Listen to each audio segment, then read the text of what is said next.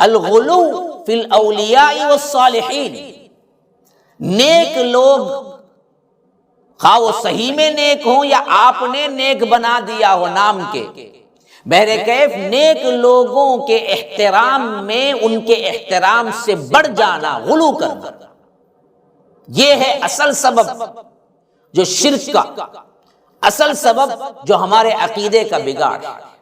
یہ نہیں کہ احترام نہیں کرنا ہے، لیکن کہاں کس حد تک کرنا ہے؟ کیا آپ ولی کو، نبی کو اللہ بنا دیں گے، اللہ والا احترام دیں گے؟ تو یہ احترام نہیں ہوا، یہ تو الٹا کیا ہے، ان کے احترام کے اندر خلل ہوا۔ جو جو مرتبہ جس کا ہے اسی مرتبے کو دینا، یہ اصل احترام ہے۔ کوئی چپراسی کو لے آ کے ہیڈ ماسٹر بنا دے تو اسے احترام کہیں گے؟ نہیں، ہرگز بھی نہیں۔ کوئی نارمل ماسٹر کو لے آ کے ہیڈ ماسٹر پرنسپل بنا دے اور کہے کہ میں احترام میں کر رہا ہوں تو آپ مانیں گے؟ رب کہاں، رب کی وحدانیت کہاں؟ اور ادھر آپ نے بندوں کو، جو کہ اللہ نے خود ان کو پیدا کیا، اللہ کے برابر کا اختیار دے کے بٹھا دیے، یہ کر سکتے ہیں، وہ کر سکتے ہیں، وہ ایسے ہیں، وہ ویسے ہیں۔ تو یاد رکھیے یہی وہ چیز ہے جس کی وجہ سے ہمارے اندر عقیدے کا بگاڑ ہوا۔ اسی واسطے اس کی تاریخ کو سمجھنا چاہیے کہ سب سے اہم ترین جہاں سے شرک کی ابتدا ہوئی، اس کے بارے میں ہمیں روایتیں بخاری کے اندر ملتی ہیں کہ جس میں فرمایا کان الناس امۃ واحدہ۔ قرآن کے اندر اس آیت کی تفسیر میں ابن عباس رضی اللہ عنہ کا قول ہے، نعمان کا قول ہے، جو کہ بخاری کے اندر بھی موجود ہے۔ سورہ بقرہ کی یہ آیت ہے کہ سب ایک امت تھے، کوئی فرقہ نہیں تھا، کوئی اعتقاد کی غلطی نہیں تھی۔ پھر اس کے بعد ان کے اندر اختلاف آیا، شرک آیا، تو توحید پر آدم اترے اور آدم کی نسل توحید پر قائم رہی علیہ السلام۔ کتنا عرصہ؟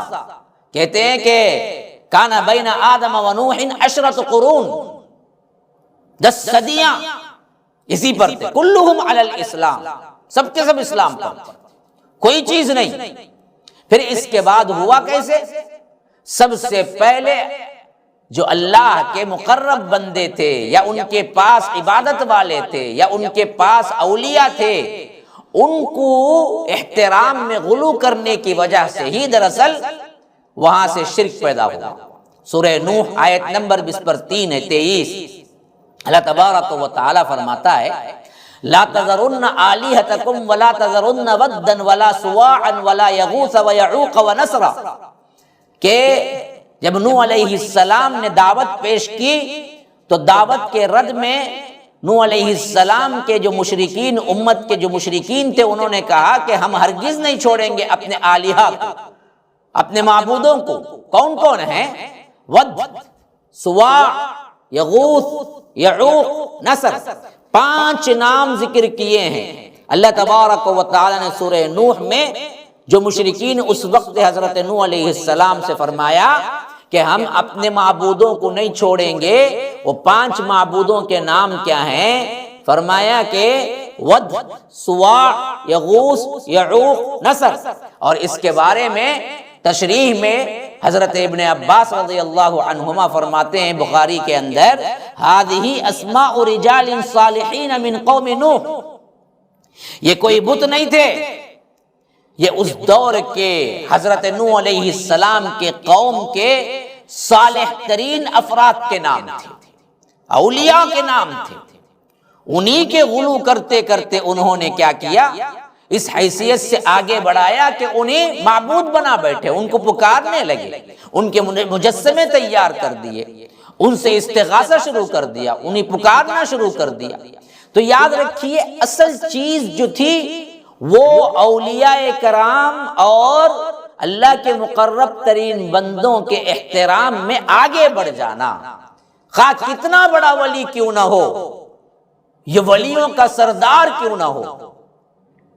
آپ مثال کے لیے کہہ رہا ہوں، جیسا کہ عموماً مشہور کر دیا گیا ہے ولیوں کے سردار شیخ عبد القادر جیلانی ہیں، میں کہتا ہوں اللہ کی قسم یاد رکھو، 1 کروڑ عبد القادر جیلانی جمع ہو جائیں، 1 کروڑ عبد القادر جیلانی جمع ہو جائیں ایک صحابی کے بال کے برابر نہیں ہو سکتے. صحابی کا اتنا اونچا مرتبہ ہے. اور 1 کروڑ صحابہ جمع ہو جائیں، 1 کروڑ صحابہ جمع ہو جائیں تو ایک ابو بکر کے بال کے برابر نہیں ہو سکتے. اور 1 کروڑ ابو بکر جمع ہو جائیں تو اللہ کے رسول صلی اللہ علیہ وسلم کے ایک بال کے برابر نہیں ہو سکتے. یہ اعزاز ہے اللہ کے رسول کا. اور اللہ کے رسول صلی اللہ علیہ وسلم نے منع کیا اپنے لیے سجدہ کرنے سے، حتیٰ کہ اللہ کے رسول مجلس میں آئے تو کوئی ان کے لیے اٹھ کے کھڑے ہونے کو ناپسند کیا اور فرمایا کہ جو کوئی یہ چاہتا ہے کہ وہ آئے تو لوگ اس کے لیے کھڑے ہوں تو اس کا ٹھکانہ، وہ اپنا ٹھکانہ جہنم میں بنا لے. غلو سے کتنا روکا ہے دیکھیے.